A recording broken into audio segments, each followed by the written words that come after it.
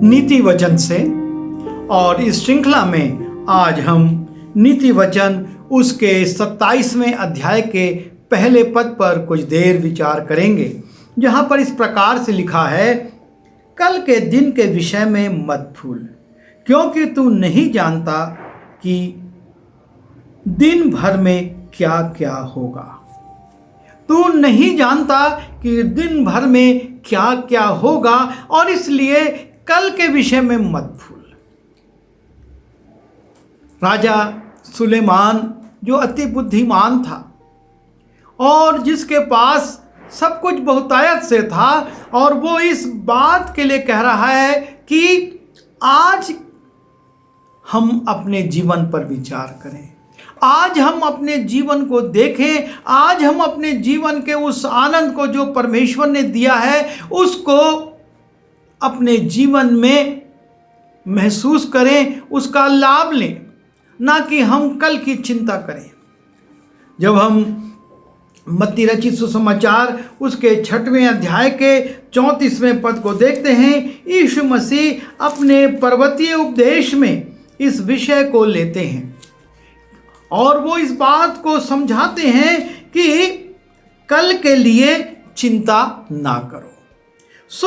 कल के लिए चिंता ना करो, क्योंकि कल का दिन अपनी चिंता आप कर लेगा। आज के लिए आज ही का दुख बहुत है, और यह है आज की बहुमूल्यता। जो कल बीत गया अब उसमें हम कुछ नहीं कर सकते। जो कुछ हम कर सकते थे वो कल कर चुके और अब वो बीत गया, और जो कल आने वाला है उसके लिए हम नहीं जानते कि हम उसमें प्रवेश करेंगे या नहीं। कौन सी परिस्थितियां होंगी, कौन से बातें होंगी, कौन हमारे साथ होगा और हम किसके साथ होंगे, हम नहीं जानते। और इसलिए यीशु मसीह कहते हैं, कल का दिन अपनी चिंता आप कर लेगा, आज के लिए आज ही का दुख बहुत है।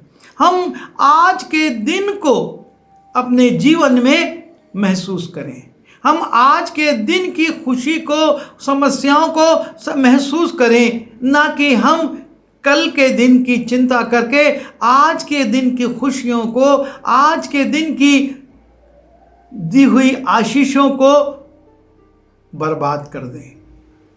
क्योंकि आज संसार में यही हो रहा है। आज लोग अच्छा नहीं खा पा रहे हैं क्योंकि वो कल के लिए बचा रहे हैं। मैं स्मरण करता हूं अपने एक बहुत प्रिय अधिकारी को, जिनका जनवरी माह में सेवानिवृत्ति थी, और 5-6 जनवरी को उनके पास खबर आई कि उनकी माँ का गांव में देहांत हो गया है, और वो चले गए। और 13-14 दिन के बाद सारी बातों को पूरा करने के बाद जब वो लौटे, और तब मैं उनसे मिलने गया, और वो बड़े दुखी थे। उनको इस बात का दुख था, वो कह रहे थे मुझसे कि मैं चाहता था कि सेवानिवृत्त होने के बाद कुछ दिन गांव जाऊंगा, वहां रहूंगा और अपनी माँ की सेवा करूंगा, लेकिन मेरी सेवानिवृत्ति से 20-25 दिन पूर्व वो इस संसार से चली गई। वो भविष्य की बात सोच रहे थे और वर्तमान में इस प्रकार से हो गया। और यही हम करते हैं, हम भविष्य की बातों को बनाते हैं। यदि वो उसके पहले छुट्टियां लेकर या वो अपने कामों से कुछ समय के लिए अलग होकर गए होते गांव, तो शायद उनको इस बात का पछतावा ना होता, या वो उनको अपने घर ले आए होते तब भी शायद उनको पछतावा ना होता। लेकिन सारी बातें वो अपनी सेवानिवृत्ति पर छोड़ चुके थे कि उसके बाद मैं करूँगा।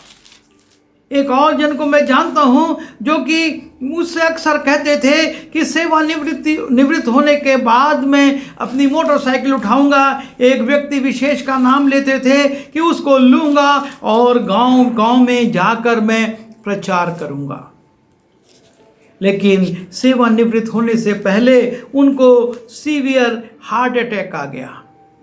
और उस समय ये सेल्फ स्टार्ट करने वाली गाड़ियां नहीं थी, किक मारने वाली गाड़ियां थी, और डॉक्टरों ने उनको मना कर दिया कि अब आप किक नहीं मार सकते, झटका लगता है।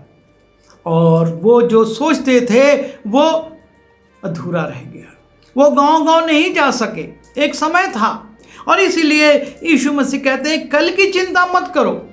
हम कल की चिंता करते हैं, पर आज जो परमेश्वर ने अवसर दिया है उसका उपयोग नहीं करते। और इसीलिए याकूब उसके 4 अध्याय के 13वें पद में लिखा है, तुम जो ये कहते हो कि आज या कल हम किसी और नगर में जाकर वहां 1 वर्ष बिताएंगे और व्यापार करके लाभ उठाएंगे, और ये नहीं जानते कि कल क्या होगा।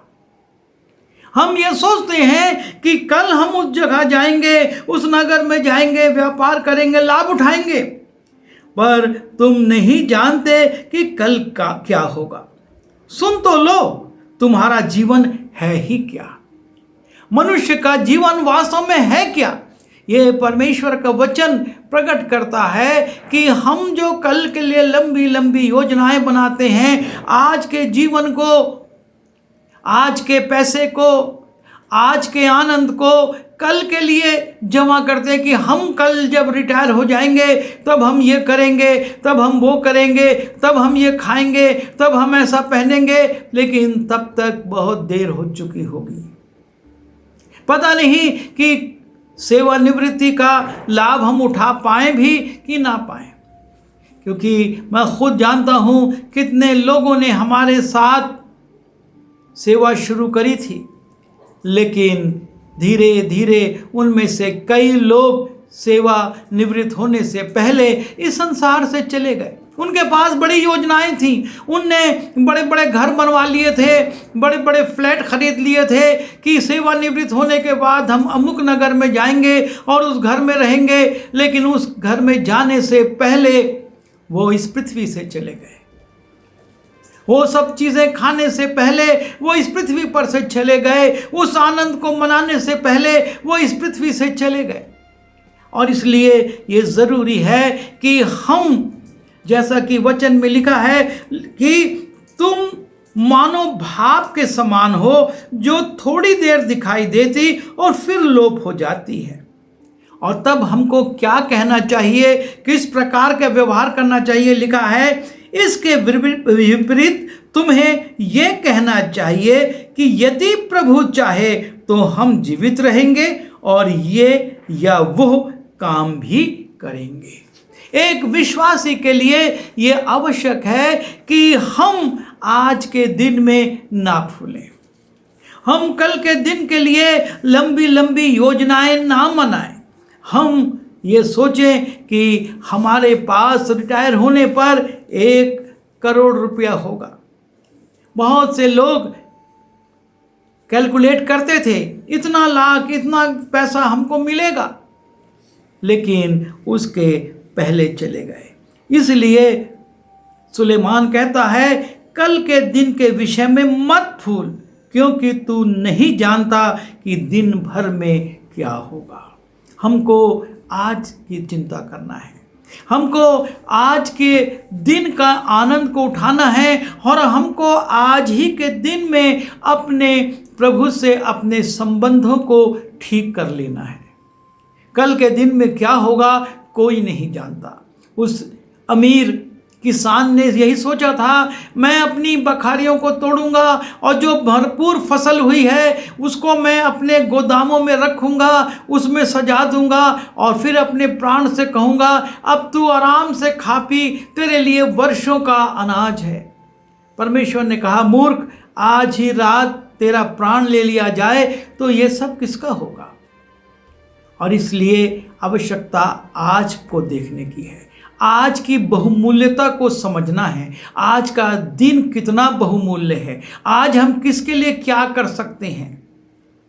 कल जो होगा वो अलग बात है।